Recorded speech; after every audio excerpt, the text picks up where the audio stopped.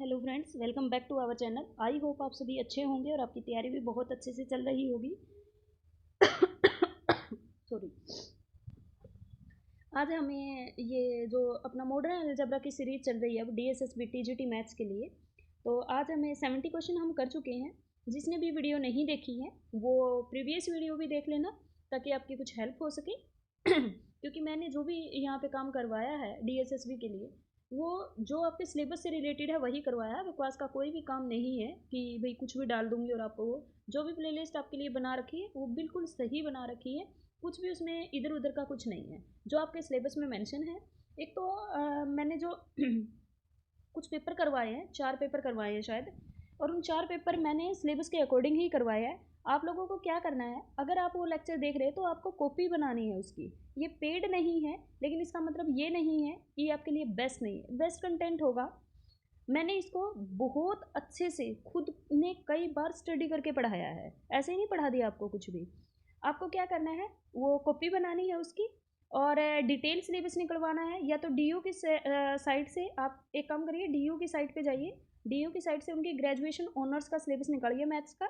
और फिर जो डीएसएसबी ने डाला हुआ है वो तो 1 पेज का डाल रखा है, वो निकाल लीजिए। और फिर उसके टॉपिक जोन जोन से, मतलब ये है कि बुक डाली हुई है उन्होंने, यूनिट के नाम डाले हुए हैं, यूनिट के टॉपिक उनके सिलेबस में है, वही करनी है हमें। उन्होंने सिर्फ यूनिट का नाम डाला है, उसके अंदर कौन कौन से टॉपिक आते हैं ये हमें डीयू की जो सिलेबस है वहाँ से पता चलेगा। या फिर आप एक काम कर सकते हैं, मिशन डीएसएसबी चैनल है एक, मिशन डीएसएसबी। मिशन डीएसएसबी के टेलीग्राम चैनल पे जाइए और वहाँ पे आपको उन्होंने सिलेबस डाल रखा है, तो वहाँ से आप डाउनलोड कर सकते हैं सिलेबस। फुल सिलेबस करना है आपको, फुल सिलेबस डाउनलोड वो वही है, उन्होंने डीयू की बुक्स डीयू के साइट से ही डाउनलोड करके डाला हुआ है अपनी साइट पे। तो मतलब अपने टेलीग्राम चैनल पे, तो आप वहाँ से भी डाउनलोड कर सकते हैं, वो बिल्कुल सही है, उसमें कोई दिक्कत नहीं है। और आप उसके अकॉर्डिंग पढ़िए, ठीक है। ऐसे कुछ भी पढ़ते रहेंगे। कुछ बच्चे तो क्या है, मैंने परसों ही एक स्टूडेंट मिला और वो +1 2 का पढ़ रहा है, पिछला सिलेबस निकाल के रखा है जो कि सिलेबस ही नहीं है। मैंने कहा ये कौन सा डीएसएसबी का सिलेबस पढ़ रहे हो आप? बोले कि मैंने तो यही डाउनलोड किया था। तो इधर उधर का, तभी मुझे लगा आज मुझे बता देना चाहिए, अगर कोई और भी ऐसे कुछ भी पढ़ रहा है उसका फ़ायदा नहीं है भाई। आपको क्या करना है, अगर आपको अब क्या है, कुछ स्टूडेंट्स को जो थोड़ा सा ना मतलब इतना अपडेटेड नहीं रहते, वैसे कोई बात नहीं है, जो कंप्यूटर वगैरह से थोड़ा सा दूर रहते हैं, आपको क्या करना है, आप मिशन डीएसएसबी के टेलीग्राम चैनल पे जाइए और टेलीग्राम चैनल से वहाँ से आप फुल सिलेबस जो है डीएसएसबी टीजीटी का वो डाउनलोड कर लेना, ठीक है। और वो निकलवा लेना, 4 5 पेज है वो, 1 पेज नहीं है, क्योंकि बहुत सारा सिलेबस है ना, तो 4 5 पेज है, वो निकलवा लेना। और उससे देखिए आप उसके अकॉर्डिंग तैयारी करिए। कुछ भी पढ़ने का, जैसे कुछ बच्चे क्या कर रहे हैं, नेट के नोट्स उठा के बैठे हैं और वो पढ़ रहे हैं। भाई नहीं है फ़ायदा, क्योंकि नेट का सिलेबस बहुत ज़्यादा है, उसमें डेप्थ में जाना पड़ता है, ऊपर ऊपर से क्वेश्चन आएंगे। नेट में क्या होता है, एक क्वेश्चन के लिए हमें 3 से 4 मिनट मिलते हैं, बी पार्ट में 3 मिनट मिलते हैं और उसमें हमें 4 साढ़े 4 मिनट मिलती है। तो आप ये देखिए, और वहाँ 36 सेकंड मिलते हैं, तो कैसे आपसे इतना बड़ा क्वेश्चन पूछ सकते हैं? तो सिलेबस ज़्यादा है, नेट का सिलेबस कम है लेकिन डेप्थ में है। ये सिलेबस ज़्यादा है लेकिन डेप्थ में नहीं जाना, आपको सारे टॉपिक कवर करने हैं, ये ध्यान रहे, ठीक है। फिर भी अगर किसी को कोई इशू हो रहा है तो आप मुझे कमेंट करके बता देना, मैं आपको सिलेबस दे दूंगी, ठीक है। चलो फिर करते हैं स्टार्ट।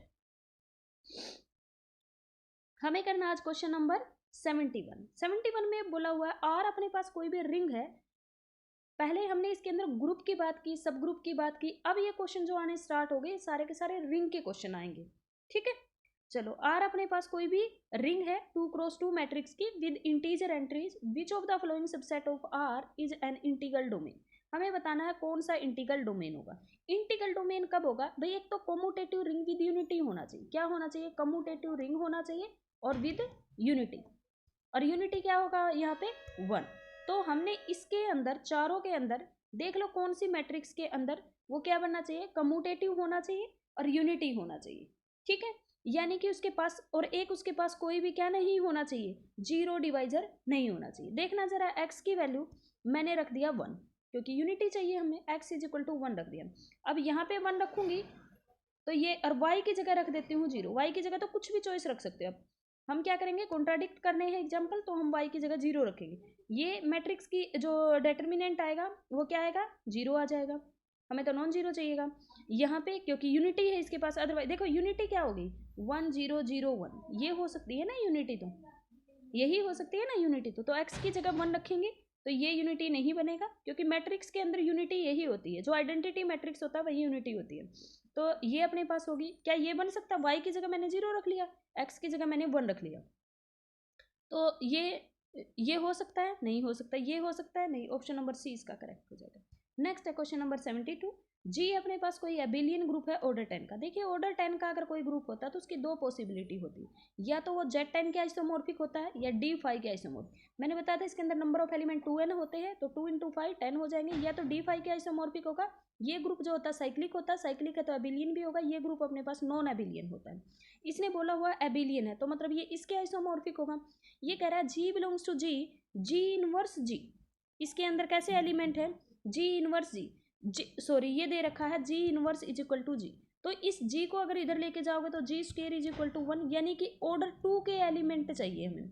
ऑर्डर 2 का एक तो आइडेंटिटी है अपने पास, आइडेंटिटी स्क्वायर भी अपने पास 1 होता है, लेकिन आइडेंटिटी का जो ऑर्डर होता है वो हमेशा 1 होता है। तो इसको तो हम क्या कर देंगे, नेग्लेक्ट ही कर देंगे।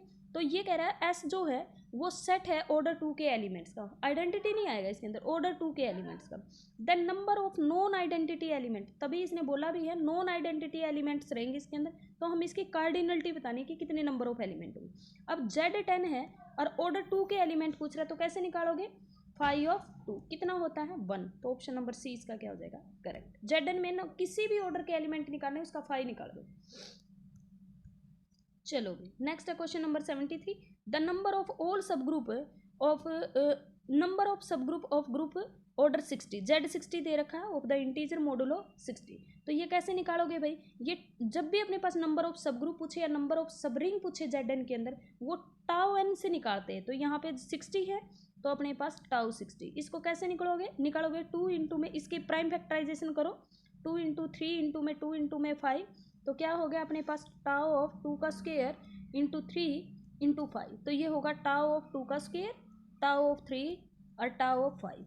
टाउ कैसे निकालते हैं, जो भी प्राइम की पावर होती है उसमें 1 ऐड कर देते हैं। प्राइम 2 की पावर कितनी 2, तो 2 प्लस 1, प्रोडक्ट रहेगा बीच में 3 की पावर कितनी है 1, तो 1 प्लस 1, फिर 5 की पावर है 1 तो प्रोडक्ट में 1 प्लस 1, तो कितना हो गया भाई 3 मल्टीप्लाई 2 मल्टीप्लाई 2, 3 2 जा 6, 6 2 जा 12। ऑप्शन नंबर सी इसका करेक्ट हो जाएगा। नंबर ऑफ सब ग्रुप या सब रिंग पूछ ले इसके अंदर Z में, तो वैसे निकालते हैं। फिर अपने पास है क्वेश्चन नंबर 74। आर अपने पास दे रखा है Z cross Z cross Z, और आई अपने पास ये दे रखा है, then which of the following statement is correct. इसका ऑप्शन जो है वो गलत दिया हुआ है भाई देखो, एक होते हैं प्राइम आइडियल और एक होते हैं मैक्सिमल आइडियल। प्राइम आइडियल क्या, मैक्सिमल आइडियल क्या होते हैं, मैक्सिमल आइडियल होते हैं अपने पास कि अपने पास आइडियल होना चाहिए इसका, और उसको कंटेन्ड करने वाला कोई दूसरा आइडियल नहीं होना चाहिए। जब भी इसके जो आइडियल रहेंगे, इसके 3 मैक्सिमल आइडियल रहेंगे, कौन कौन से, Z क्रॉस 0 सेट, दूसरा रहेगा Z क्रॉस 0 Z, और तीसरा रहेगा 0 Z क्रॉस Z। ये 3 इसके मैक्सिमल आइडियल होंगे। मतलब एक प्लेस पे आपको 0 वेक्टर लेना है और सबकी जगह अपने पास सेम जो भी दे रखा है वही लेना, वही मैक्सिमल। इनको कंटेन करने वाला और कोई भी इसका आइडियल नहीं बनेगा, यही मैक्सिमल। तो ये अपने पास मैक्सिमल आइडियल होता है। दूसरा है प्राइम आइडियल। प्राइम आइडियल होता है ए बी, अगर 2 एलिमेंट ले लिए मैंने पी से ही, और उनकी प्रोडक्ट अगर पी से बिलोंग कर जाए, और एक मिनट, अगर किसी की प्रोडक्ट पी से बिलोंग करती है और इनमें से कोई भी अगर पी से बिलोंग नहीं करता तो ये प्राइम आइडियल नहीं होगा, और एटलीस्ट एक कर जाता तो ये प्राइम आइडियल होगा। तो वैसे भी अगर मैक्सिमल आइडियल है और कम्यूटेटिव रिंग विद यूनिटी दे रखा है, finite commutative ring with unity दे रखा है, तो अपने पास देखो प्राइम आइडियल को मैक्सिमल होने के लिए finite commutative ring with unity होना चाहिए, और मैक्सिमल आइडियल को प्राइम आइडियल होने के लिए कम्यूटेटिव रिंग विद यूनिटी होना चाहिए। ये कम्यूटेटिव रिंग विद यूनिटी होती है, मैक्सिमल आइडियल है तो ये प्राइम आइडियल भी होगा, तो ये दोनों होगा। ऑप्शन नंबर सी इसका करेक्ट होगा, जबकि ऑप्शन जो दे रखा है वो बी दे रखा है, जो कि गलत है। ठीक है, नेक्स्ट अपने पास कह रखा है विच of the following group is simple. ठीक है भाई, ये ना आपके सिलेबस में अलग से मेंशन कर रखा है A5। मैंने A5 की सारी करेक्टरिस्टिक्स करवा रखी है क्योंकि सिलेबस में मेंशन है। ये किसके अंदर है, ये सिंप्लिसिटी के अंदर है कि A5 की सिंप्लिसिटी बताना है और उसकी करेक्टरिस्टिक्स बताना है। ऐसे लिखा रखा है, ऐसे लिखा हुआ सिलेबस में सिंप्लिसिटी ऑफ A5। तो मैंने जितनी भी करेक्टरिस्टिक्स हैं वो सारी लिखवा रखी है A5 की। A5 जो होता है वो सिंपल ग्रुप होता है। A5 जो होता है सिंपल ग्रुप होता है और ये स्मॉलेस्ट ऑर्डर का सिंपल ग्रुप होता है। ठीक है, स्मॉलेस्ट ग्रुप का ये कितना ऑर्डर होता है इसका 60। तो सिंपल ग्रुप क्या होता है A5। इसकी करेक्टरिस्टिक्स भी आप पढ़ लेना। ठीक है, द नंबर ऑफ इंपॉर्टेंट है, the number of maximal ideal, number of maximal ideal इसको लिख सकते हो Z3 की पावर 3। तो इसका जो मैक्सिमल आइडियल होगा वो 3 से जनरेटेड होगा बस, क्योंकि इसके प्राइम डिवाइजर देखे जाते हैं कितने हैं। तो कितने हैं इसके प्राइम डिवाइजर, एक ही है, तो एक ही मैक्सिमल आई ZN के अंदर अगर मैक्सिमल आइडियल देखना है, अगर वो फील्ड है तो उसका मैक्सिमल आइडियल यूनिक होगा। अगर अपने पास फील्ड नहीं है तो भी अपने पास हमें ये फील्ड नहीं बनेगा, लेकिन ZP के अंदर ZN के अंदर अगर मैक्सिमल आइडियल देखना तो उसके प्राइम डिवाइजर देख लो कितने हैं, वही मैक्सिमल आइडियल होगा। तो ऑप्शन नंबर क्या रहेगा, एक ही है ना इसका, तो बी ऑप्शन इसका करेक्ट रहेगा। नेक्स्ट अपने पास दे रखा 77। अपने पास एक रिंग दे रखी 3x3 की मैट्रिक्स, आई और जे अपने पास आइडियल है। तो आपको ये बताना है लेफ्ट आइडियल है या राइट आइडियल। देखो भाई आई इंटू आर, अगर रिंग का एलिमेंट ये किस में चला जाए, आई में चला जाए, यानी कि अगर रिंग का एलिमेंट राइट में है तो राइट आइडियल होगा। अगर रिंग का एलिमेंट ये रिंग का एलिमेंट है लेफ्ट में है और ये आइडियल का एलिमेंट है जो आपको दे रखा है, वो अगर अपने पास लेफ्ट में है तो लेफ्ट आइडियल, राइट में है तो राइट आइडियल। अब मुझे पता है मैं इस साइड कुछ भी ले लूँ, ए मैंने ले लिया A dash B dash C dash D dash कुछ भी ले लूँ, तो ये इस टाइप इसको यहाँ से करूँगी तो ये नॉन जीरो बनेगा, ये नॉन जीरो बनेगा, ये नॉन जीरो बनेगा, तो ये वापस आई में आ जाएगा। तो ये कैसा हुआ, राइट आइडियल। अगर यहाँ पे ऐसा करूँगी, इसके साथ क्या नॉन जीरो, फिर इसके साथ भी नॉन जीरो, तो ये अपने पास आई में नहीं जाएगा।